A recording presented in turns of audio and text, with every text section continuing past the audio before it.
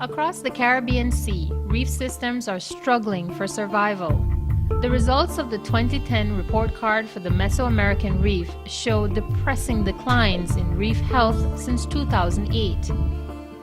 In 2008, critical reefs represented 6%. In 2010, critical reefs are a staggering 30%. The percentage of reefs in fair condition fell by 20%, from 41% in 2008 to 21% in 2010. You know, we can't expect to have the reef just keep taking more and more and more. Experts continue to point to the constant impact of climate change, overfishing, coastal development, nutrients from sewage, and aquaculture and agriculture runoff as the major threats to marine environments. And poor resource management. According to Belize's reef expert, Dr. Melanie McField, the disturbing findings of the 2010 report card means that they are less and less fish, both the top predators and the herbivores that are so important for the reef. And that is part of the reason, I think, that we see this increase in macroalgae. The coral in this time period has done okay. It actually had a very slight increase, so it's growing, but the macroalgae increase and the loss of fish, and those two are tied to each other. The results of the 2010 report card are especially frustrating because several progressive steps have been taken by the regional governments. Since 2008, there has been increased protection of crucial habitats in Mexico, as well as fishing bans for herbivores in Belize and all species of sharks in Honduras. But such actions in the corridors of power are painfully slow compared to the daily destruction on land and at sea. We need to ramp up the speed at which we're taking these actions, because the time frame that you have where you have a chance to make a difference, that window of opportunity is closing. And that's true very much, within the climate scenarios too. I mean, if we don't deal with it now, it's going to be near impossible, in another 10 years to deal with it. And even as traditional threats continue to wreak havoc on marine ecosystems, new dangers continue to emerge. For Belize, those threats now include the lionfish, the beautiful but deadly predator that consumes the young of commercially important fish stock. The government of Belize is also looking to expand cruise tourism in southern waters. Just as controversially, the government has signed contracts which allow oil exploration in Belize's territorial waters. As these threats loom ominously on the horizon, environmentalists are calling on the public to speak up and out. It's the job of every Belizean to educate themselves, to understand what is it you're giving up. What is it that you really want for the development of your country? Vice President of Oceania Belize, Audrey Matura Shepherd, is leading the charge against offshore oil drilling. Given our weak legislative process, our weak legal framework or regulatory process of the industry, anything could happen. Because right now, basic fishing regulations, we don't have the capacity to enforce. And can you imagine we have a petroleum and geology department without even a boat? So I don't know how they will get out there. The same oil companies will provide them the boat. Then that puts you in a situation of conflict of interest. So we haven't even invested money in saying, okay, here is a strong regulatory body, and we're going to ensure that they can do the work. We don't even have that. The coalition is currently on a petition drive to collect 17,000 signatures to force a referendum to have the public decide whether the government should proceed with offshore drilling. At the end of the day, remember, the referendum might say that let's proceed. But it's the process where we empower our people to have a say that will make the development of this country turn in a different direction.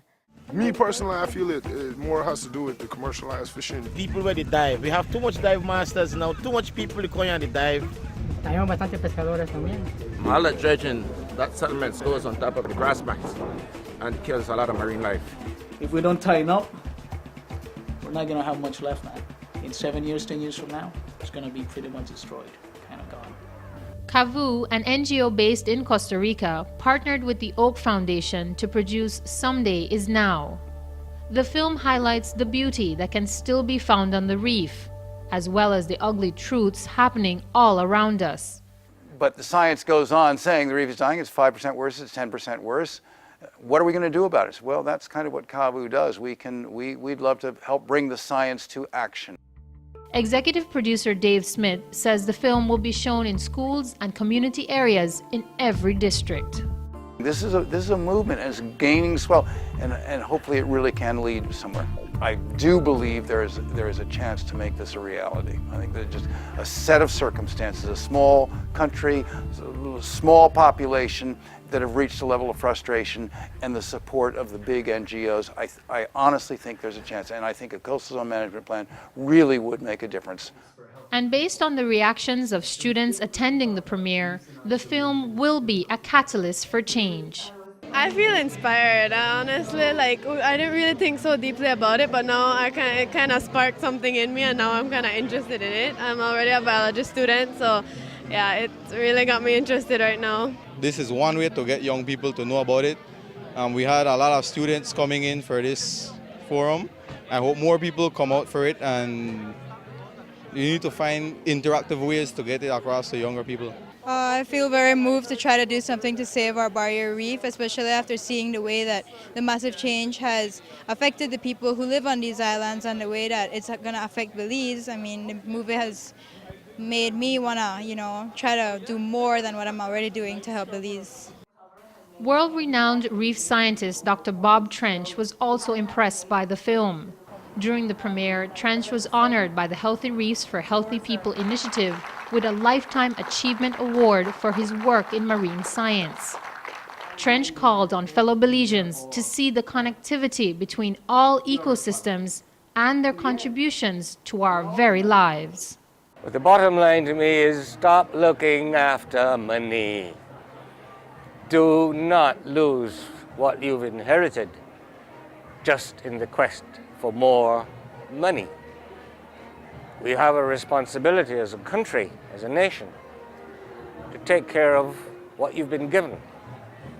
And don't destroy it. Money isn't everything.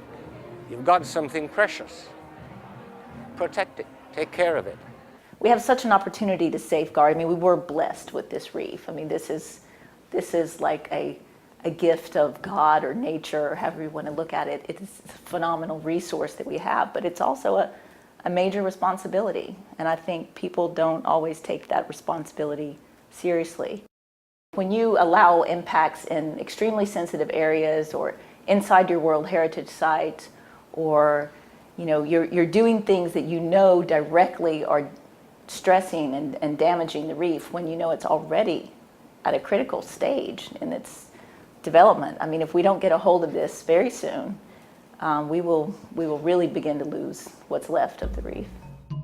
The outlook for Belize's reefs is grim, but we can change that ending. We need to start now, and we need to do it together. To demand a coastal zone management plan, to save our national heritage, to do your part in protecting Belize's natural resources, please contact the Healthy Reefs for Healthy People initiative at www.healthyreefs.org.